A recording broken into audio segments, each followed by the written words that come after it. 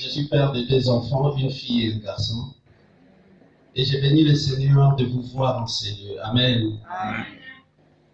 Et je suis vraiment honoré par l'apôtre Timothée de me laisser cet espace de parler ensemble avec nous. Amen. Amen. C'est un bien-aimé que j'aime beaucoup, ainsi que sa femme.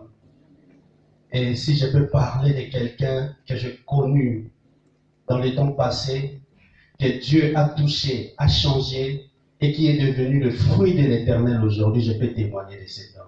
Amen. Amen. Vous savez, Dieu prend des choses qui n'ont pas de considération et en fait des valeurs. Amen. Amen. Et j'aimerais te dire que toi aussi, tu as de la valeur devant l'Éternel. J'aimerais te dire et te rappeler que tu as de la valeur devant l'Éternel.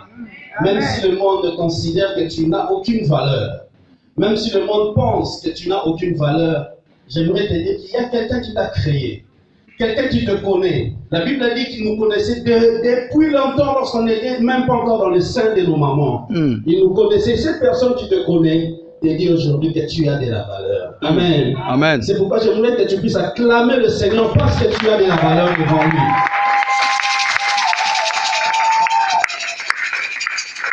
Je vais dire le Seigneur également pour les hommes de Dieu que je vois.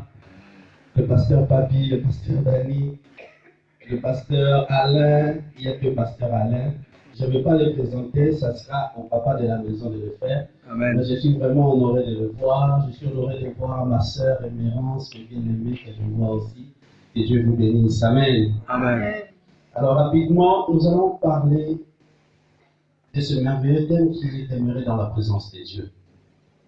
Mais vous savez, avant de parler de la louange et de l'adoration, comme l'homme de Dieu l'a souligné, j'aimerais rapidement passer sur ce qui signifie la présence de Dieu. Vous savez, la présence de Dieu aujourd'hui dans nos vies, c'est un privilège. C'est accordé à tout le monde d'accéder dans la présence de Dieu. Vous savez, tout le monde peut dire aujourd'hui, ah, j'étais dans la présence de Dieu, mais qu'est-ce que tu étais parti faire dans la présence de Dieu? Donc, la présence de Dieu pour toi, c'est juste entrer puis sortir. Tu ne demeures pas dans la présence de Dieu. Amen. Amen. J'aimerais rapidement que nous puissions parler de cela. Nous allons prendre nos Bibles dans le livre de Genèse, tiré. Après avoir chassé l'homme, il posta des chérubins à l'est du jardin d'Éden, avec une épée flamboyante tournoyant en tous sens pour barrer l'accès à l'arbre de vie. Amen. Amen. Nous allons prendre Exode 26.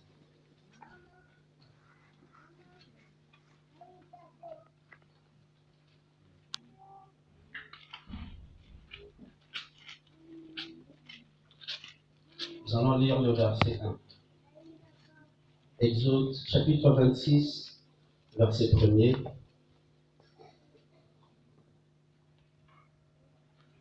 Je lis au nom de Jésus-Christ. Amen.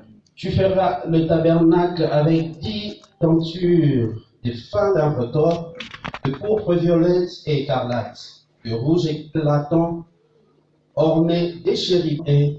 Avant de créer l'homme, il avait créé l'environnement où devait siéger l'homme, où devait habiter l'homme. Il a créé les arbres, il a créé le ciel et la terre, il a créé l'eau, il a mis des poissons, il a mis des animaux, tout ça était pour l'avantage de l'homme.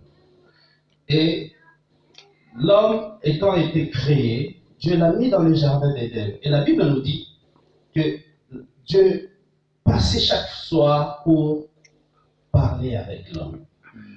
Dieu sillonnait le jardin chaque soir pour s'adresser, causer, avoir des entretiens avec l'homme. Amen. Amen. Donc par là, nous comprenons que la présence de Dieu dans le jardin d'Éden était permanente. Donc Dieu était vraiment permanent, il s'était laissé ouvert à l'homme parce que c'est lui qui a créé l'homme. L'homme n'a pas demandé d'être créé, c'est Dieu. Non. La présence de Dieu aujourd'hui, nous devons y demeurer. La présence de Dieu aujourd'hui, nous devons y rester. Amen. Amen. C'est pourquoi dans ta vie, tu as besoin que ce rideau-là se déchire.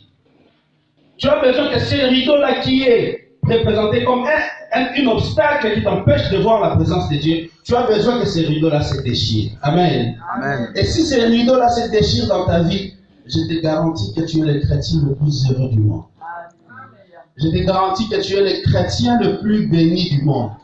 Parce que tu demeures dans sa présence. Et c'est là même que les choses que tu n'as même pas demandées à ton Dieu arrivent de soi-même parce que toi, tu es dans la présence de Dieu. Amen. Amen.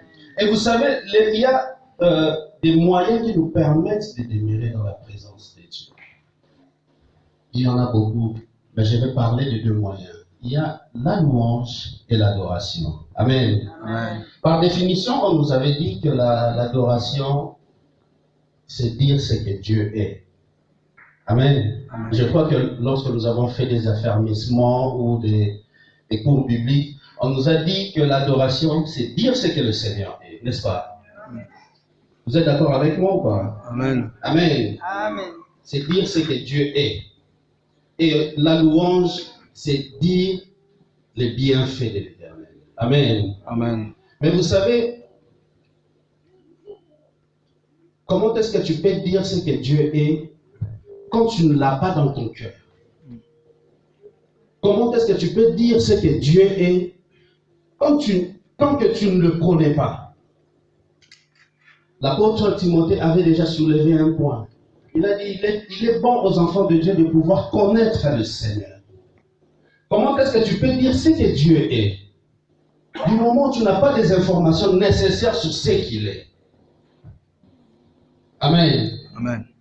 Comment est-ce que tu peux dire les bienfaits de l'Éternel, donc louer l'Éternel, tant que tu ne sais pas reconnaître que ce qui s'est passé dans ma vie, c'est l'Éternel qui a fait cela?